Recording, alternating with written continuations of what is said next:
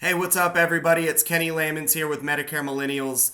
Today, I'm going to go over just some must-know things going forward for Medicare agents, not only for the annual enrollment period, but just going forward working in this industry in general. I'm going to start out by kind of explaining what has changed in our industry for agents, not only in the last few months, just in the environment of selling Medicare plans and legislatively, but also just kind of the past year or two. And I'm going to let you know how I think that's going to affect us going forward and how I'm moving forward, what my plan is to move forward amidst all of those changes. I'm going to give some very practical things, 6 or 7 things that I'm going to be doing going forward to kind of prepare myself in light of these changes. So hopefully they'll be helpful to you. Today's video will be a little bit longer than normal because I'm just going to free form talk about this stuff. I will have timestamps in the description. So if you don't want to listen to everything, you can jump ahead to some of those tips that I'm going to be giving. And then, of course, if you want to reach out to us, go to our website, MedicareMillennials.com. We do give out like a free script and we offer paid consultations as well as some other resources for agents. And then you can just contact us if you have questions from there. And then one other small thing before I jump into the content, if you are looking for an ancillary solution to increase your cross sales, reach out to me. I do offer contracts specifically for one of my favorite hospital indemnity, cancer, and even annuity products. If you're interested in that, even if you already have your contract somewhere else, this is a quick, easy process that you can add that on. So anyway, let's jump right into it. So I haven't said a lot this year about the Medicare changes as far as Part D changes and commission changes and regulatory changes. Quite frankly, because even to this day, it still kind of confuses me. I do my very best to read lots of forums and articles and watch other videos and reach out to industry experts to understand it. But the reality is it's a moving target. A lot of these things just aren't quite settled. And so I have been reluctant to speak too much about it. So kind of a bit of a disclaimer, everything I go over today is just my opinion and my understanding of kind of what's went on. So let's start with like the biggest thing. So over the past several years, there's been different regulatory changes put out by CMS to curb bad business written by agents. And if I could summarize that, I would say the vast majority of underhanded things that occur, bad things that happen to our beneficiaries by agents, occur because of call centers. That is, I think anybody with eyes to see could recognize that. Now, of course, there's bad actors that are independent, regular agents as well, but by and large, all of the switching and the not knowing and the bad, the bad placements and the wrong plans typically occurs by highly untrained and unskilled call centers, okay? And the answer that CMS has had to that has really more hurt the independent agent. So we can talk about so many little things they've done, like reinstituting the 48-hour scope of appointment rule. Well, that is the most silly thing in the world. First of all it does is create a barrier for me to be able to provide my service and help my clients and make it that much harder. Number two, it makes me have to look over my shoulder if I don't dot every I and cross every T from a compliance perspective. And ultimately, it just makes it harder for us to do business and provide our service to our client. It doesn't benefit the beneficiary. Also, who's meeting with a client other than a call center on a one-on-one appointment, and the person you're talking to doesn't know that you're there to talk to them about Medicare Advantage or Part D prescription drug plans?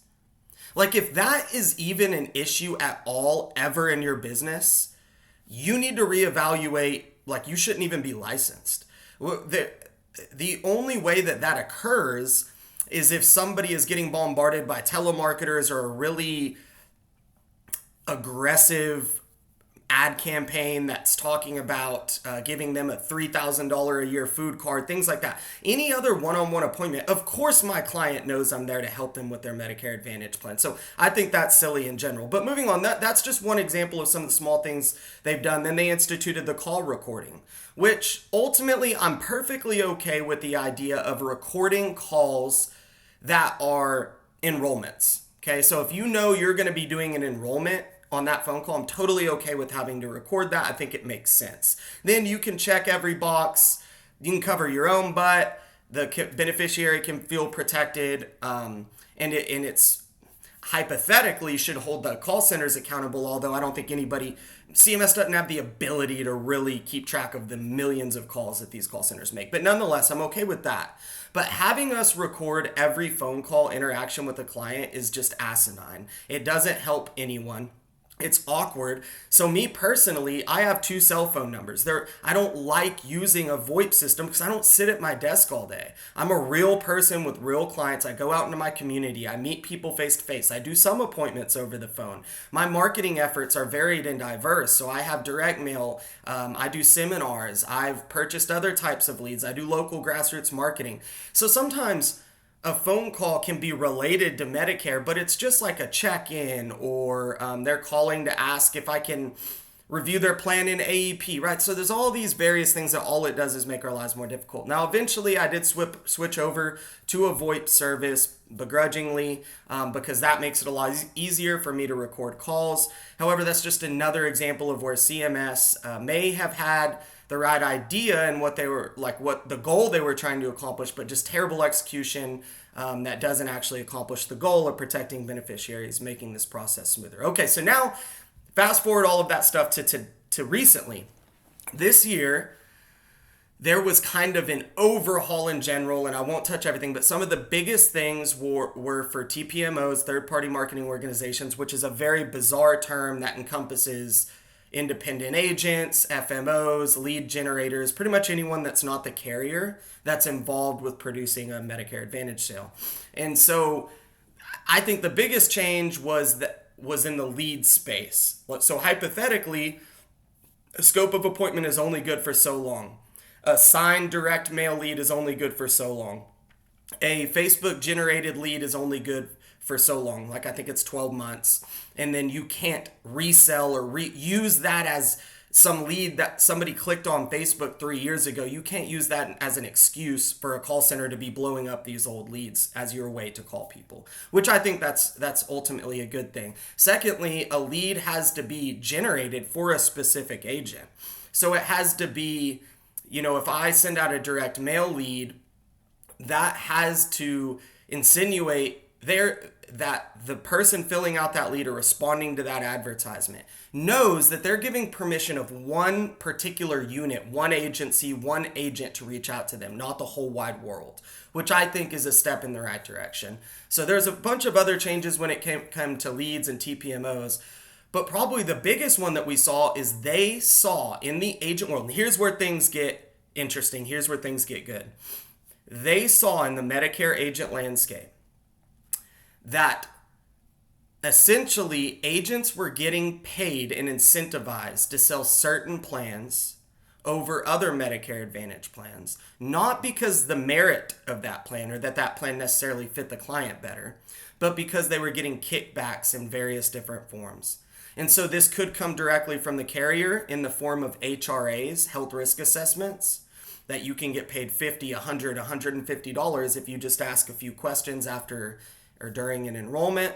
It could come in the form from FMOs through various marketing money, lead reimbursements, free leads, or bonus commissions, where essentially your FMO or your upline may have offered to pay you so you get your commission, street level commission, and then they're giving you an additional amount of money per enrollment or per sale to encourage you to come over and do your business with them. So they'll take a little bit less of the override, but they'll give you marketing reimbursements, lead reimbursements, as well as a bigger overhead, so a bigger commission per sale. But what this led to was different FMOs were paying different amounts, different carriers had bigger marketing bonuses, bigger HRA bonuses, so you might see a call center or even an agent preferring to sell one plan that might not be the best fit because they know that they're going to be compensated better for selling that plan. So this is generally that is a bad thing for consumers. It's a bad thing for agents, believe it or not, because if you're in this business to make a quick buck, go sell life insurance. That's a far better industry just to make an upfront commission. Hopefully you're in this business because you want to provide an excellent consultative service and get paid for that in longevity and build a large book of business. We don't want to sell a weak fly-by-night plan because they pay a little bit more commission. We want to sell the right plan that is stable and proven and well rated and performing well, so that we do the right thing by our client and we're rewarded because we don't have to look over our shoulders every year that their plan is being changed because it didn't work out, or it's SAR'd or pulled from them. So in other words, it's not available anymore because it didn't perform well. So the idea was, hey, we're getting rid of all of the extras. So all the marketing dollars, like basically an agent can no longer be compensated except by the street level commission that CMS has designated for that given state. So the good news was whatever we were getting $611 for a new to Medicare and half of that for a plan transfer, CMS originally said we're going to give you $100 increase for a new to Medicare sale. So somebody turning 65 or their first time on a Medicare Advantage plan, you will get $711. Okay, so a nice, not as much as I would like it to be, but that's a nice, just street level increase to how much an agent gets paid for selling. And then also a $50 increase to renewal commissions. So if you switch somebody that's already on a Medicare Advantage, instead of the $306 or whatever it is, it would be $356. So your renewals would be going up by 50 divided by 12 is around $4, a little over $4 per month. So you get a bigger upfront commission if you sell new to Medicare. You get a better renewal commission on the back end. In exchange for that increase in commission that would now be coming to agents, FMOs and carriers could no longer incentivize agents in other ways. So they couldn't provide these marketing bonuses, free lead programs, HRA bonus payments, etc., etc. Ultimately, I would have been okay with that change going through. We're about to it didn't. For now, that's on stay, that's on hold, that may or may not ever come to fruition. That was the original goal. The reason there was so much kickback was in reality, a lot of the FMOs, which are your uplines, your recruiters, right? So these are the organizations that recruit and hypothetically train and support agents. That would cut in drastically to their override, okay? So what they're saying is, oh my goodness, like if you let this go through, you may get a bump in commission. However, we won't be able to provide you the Sunfire quoting platform or this CRM that we want to provide you, or whatever various tools that FMOs provide you. And so not only these FMOs individually, but kind of collectively, the big organizations like your Integrities took a look at that proposal by CMS, really the rule that was intended to go into effect for 2025, and said, we can't have this. This is going to greatly diminish our ability to make money off of these agents. And they took it to court, and at least for now, all of those changes that were intended to go through have been put on stay, so they're not going to go through. Ultimately, while I do believe my FMO provides me value, I don't need Sunfire, neither do you. It's helpful, it's useful. I'll pay for it on my own if I need to, or I'll use the individual carrier platforms, or I'll use some other solution. It's not worth $100 per sale. If you sell 200 new to Medicare plans per year, that's a big difference in your commission. I mean, that's $20,000 a year plus a lot more in renewals in the future. So I didn't think $100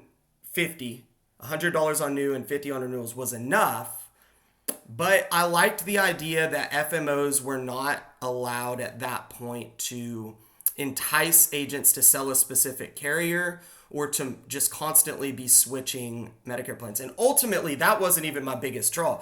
I wanted to see some type of legislative change that bottlenecked and cut off the ability for call centers to continue what they're doing, which I believe is just terrible. It's not good business. It's not good for the consumer. The business model of the call center in the Medicare space is absolutely, in my opinion, immoral, and it's not good for anyone. So that's what I was hoping to see. None of that went through. Okay. So with all of that said, all of us are sitting here going, are we getting a raise? Are we not? Are we allowed to get lead reimbursement and marketing money? Are we not? As of today, for most carriers, the commission situation is going to stay the same for now until further notice. But some carriers already decided they're not going to pay on HRAs, or they're going to put a pause on marketing reimbursement. So we didn't get the raise, and in many situations, you may not be getting the same bonuses or lead reimbursements or marketing money you did before. So who loses in this situation? The independent agent in most cases, because the overrides remain the same.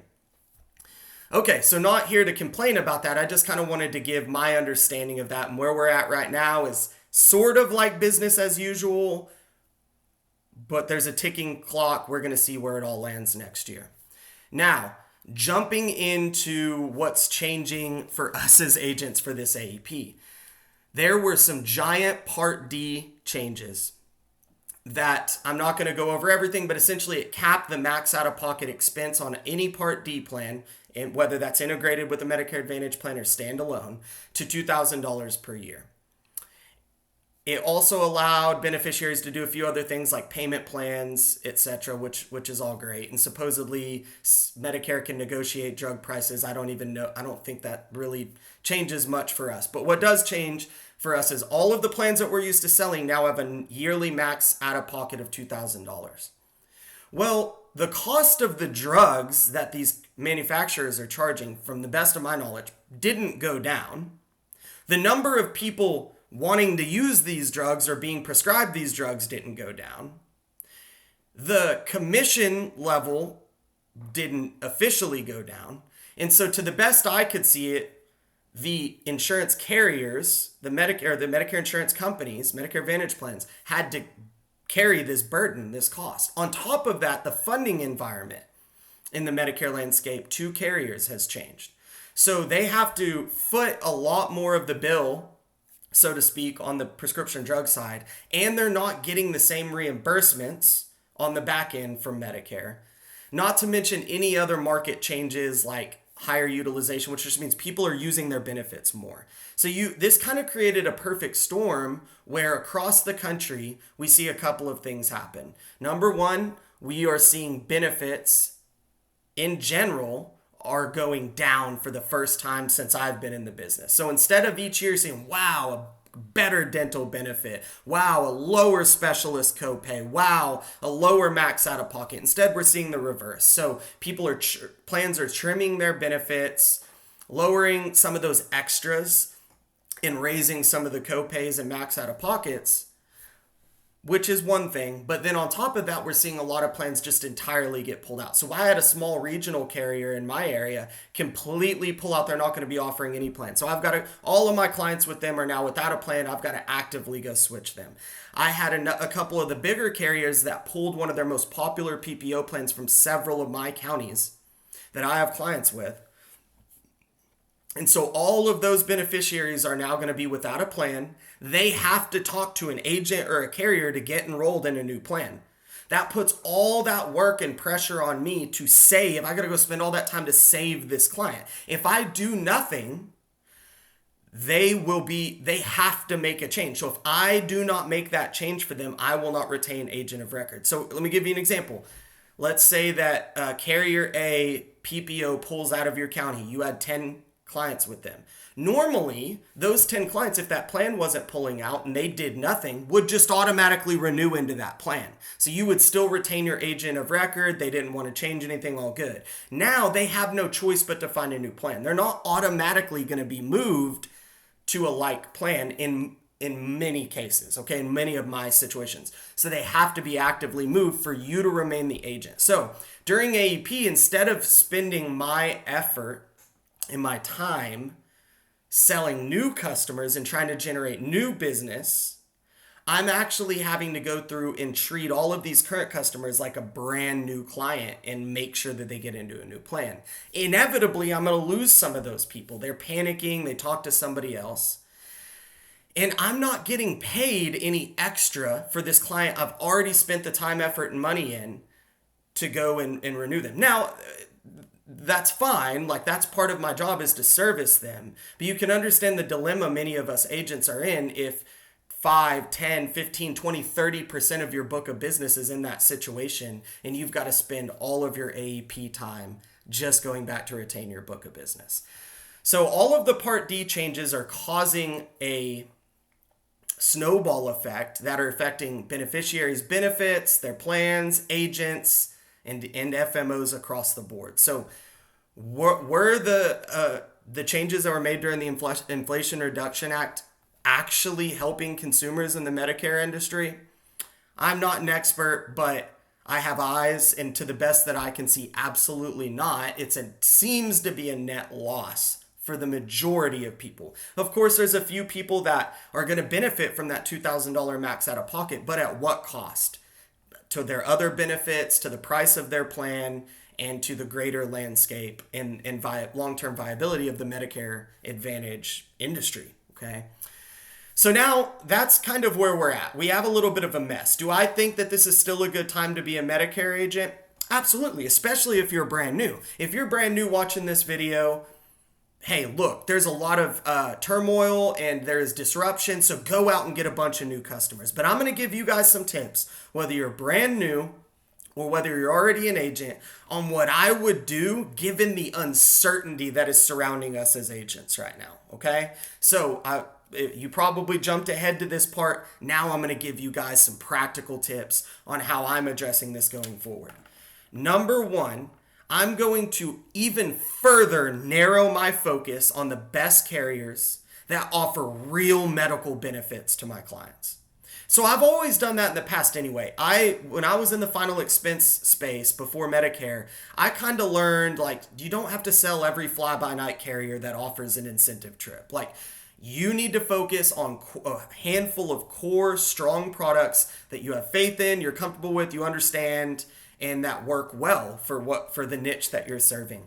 So I kind of took that mindset into Medicare. I've never sold, I'm not going to name drop, but I've never sold the carriers that have terrible reputations, constantly entering markets and having call centers push their product with flimsy benefits that change year over year. I've always avoided that. But now more than ever, we need to avoid the carriers that magically stop paying commissions. I wonder who did that. Or that magically had to pull out half of their plans from across the country, or they came in with great benefits so you thought you could sell their plan and they just butchered the plan the next year, so you've got to switch everybody, right? We want to avoid that. We want to focus on the big dogs in our area that have the highest likelihood of surviving all of these current changes and future changes that are to come. So that way our book can be as stable as possible. Now, we can't predict the future. One of the major carriers that I have the most trust in made some pretty big changes that are screwing me over in a lot of ways. However, it would have been a lot worse had I been with some other carriers. So I'm really down to like 2, 3, 4 carriers that I'll sell at all, unless there's a really good reason to sway from that. And a lot of it's going through just one that I can trust when it comes to Medicare Advantage or Part D plans. So I just encourage you, whatever you sell, narrow it down. Don't sell fringe benefits. Quit selling on dental benefit. That's a thing of the past. That it was bait and switchy to begin with. The benefit most times doesn't deliver the value that it promises. And even when it does, it's not required to be offered on the plan. So if you sold exclusively on an actual good dental benefit, you better be ready that when that benefit's no longer available, does their plan still have the bones to be a good plan? Can they see the doctors they want? Does it pay in a timely fashion? Do they approve like basic medical care that needs to be done? Do they have the doctors in network? Do they have a decent formulary? That's what I'm selling on, not on the extra benefits. If I have a client, all they care about is an extra dollar on a food card, sayonara. I don't want anything to do with that. I really didn't in the past, but I more so don't now. Number 2, we want to begin to cross-sell and diversify now. If you haven't done that yet, you've got to do it now. I'm not saying that the Medicare space for insurance agents is going away. I in fact, tend tend to be a glass half full kind of guy. And I think after things shake out, this will still be a great industry to work in. But I don't know what that's going to look like. Will it mean slimmer commissions? Will it mean, will it mean less people that we're able to sell or service or maintain? Like, will we lose a part of our book because things are changing so frequently, right? So like, I'm going to prepare now. Will we not be able to sell Medicare Advantage plans for some reason in the future? Diversify now. Start with one or two. I don't care if that's ancillary products. You can make a lot of extra money just with cancer, dental, vision, hospital indemnity, and short-term home healthcare plans. Like those 4 or 5 we call auxiliary or ancillary products. You can become a specialist in that. I know people that have made a living just on those. But you can focus on your Medicare, cross-sell every single person.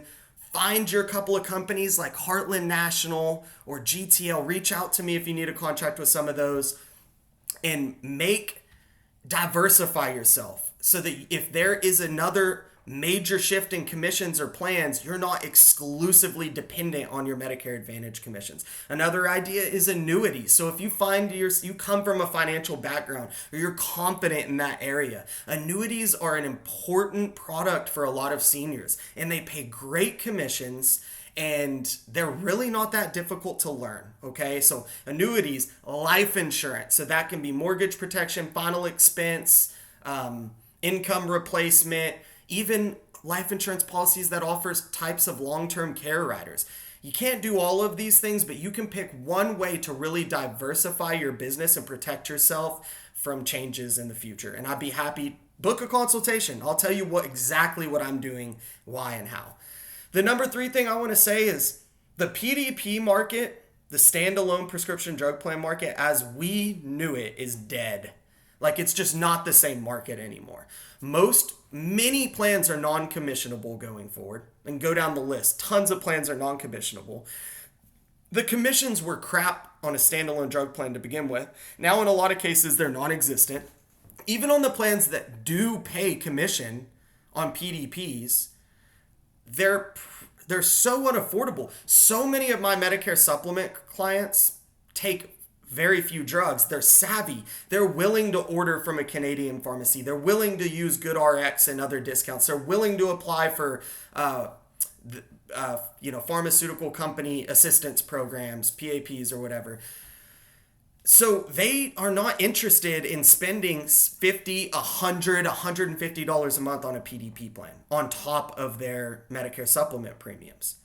So, look, I'm not going to say I understand this entirely or where it's going, but if you depend largely on PDP plans I just would say I would not depend on that to be a sizable part of your commissionable business going forward. And you have to make a decision for yourself if you even want to offer that service to your clients. Now, if you specifically focus on Medicare supplements, you probably have to offer some guidance there in some way, form, or fashion. And I'm not saying that we can't provide help to people in areas when we don't get commission, but there is a cutoff. There's a limit. Like, we have to get paid for our time. And so it's really an important time to reevaluate how you approach helping people with prescription drug plans until something changes. Everything's looking worse for the PDP market, at least as it stands right now.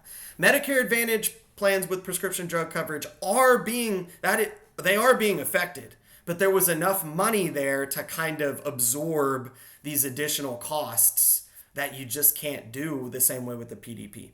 Number 4, as we approach this AEP more than ever, you've got to, if you have a book of business, try to visit or talk with or meet with every single one of your current clients as early as possible. More so this year than ever, for a couple of reasons. Number 1, there is turmoil, so to speak. I keep using that word. There's disruption in the market. So even if their plan isn't changing that much, just the general buzz about these Part D changes and other plans pulling out of the market, people get antsy. They're more susceptible to talk to another agent or get bamboozled by a call center and to make a change. So you want to get out in front of that and talk to every single one of these clients early. And don't take for granted. There's been an AEP in the past where I really didn't do heavy follow-up because I knew I had them all on strong plans, or every plan was getting better that they were on. That's not the same this year, okay? You can't just ignore your book of business and expect 90% of them to renew on the same plan. You got to be proactive, go see them early. And another reason why you've got to go see them early is because this is actually if we can get all of our renewals done early, we can go out and benefit from the disruption. Who else knows the market where you work better than you? So you know where the plan reductions are happening. You know where a plan that had great benefits that got slashed exists. You can go out and market direct mail or grassroots efforts in those specific niche areas and grow your book of business. If you're a new agent, they're hungry. They're out there coming to take your book of business. So you need to address your book of business first to give yourself time to go out and take the positive side of these changes, which is an opportunity for those of us who survive to grow. And then number 5, I kind of just spoke on this, find those niche markets this AEP. As all the official benefits roll out, you're going to notice, oh wow, man, in the county over from me, 2 of their most popular plans were completely pulled out of the market. Like, this is an opportunity to swoop in and attack that county specifically. You're going to find these niches where the most disruption occurred, where you understand that landscape, the doctors, the plans, the benefits, and you can be the solution to that disruption. So spend this AEP identifying those opportunities. So service area reductions, plan changes, plan consolidations, new 5-star plans, 5-star plans that are no longer 5-star. Any disruption, want to identify those and make a plan to market to those, not only in AEP, but during OEP. We want to put ourselves out there in those communities and find a way to take advantage of those changes. So just to summarize, I know this was a bit of a longer video. I actually was trying to talk as fast and succinctly as I could. I could have went on and on about this stuff, and I missed a lot of things. But if I could summarize it, here's what I would say. There is uncertainty for Medicare agents in this business right now. That's just a fact. But isn't there always uncertainty in every business to a degree? More so now than there has been in the past. I don't know what things are going to look like next year or the year after for us as agents. So you've got to understand that you're getting in at kind of a risky and tumultuous time as far as us not knowing what everything's going to look like. However, where there is great change and great disruption, there's great opportunity. So whether you're a new agent or a current agent, if you have grit and you're willing to stick through some of these crappy things that are happening to us, there's typically a reward on the other side of that for those that take advantage of that disruption and they're nimble and they're willing to change their business model and capitalize on what's going on. I hope something in today's video was helpful to you guys. I wish you guys nothing but the best of luck this AEP.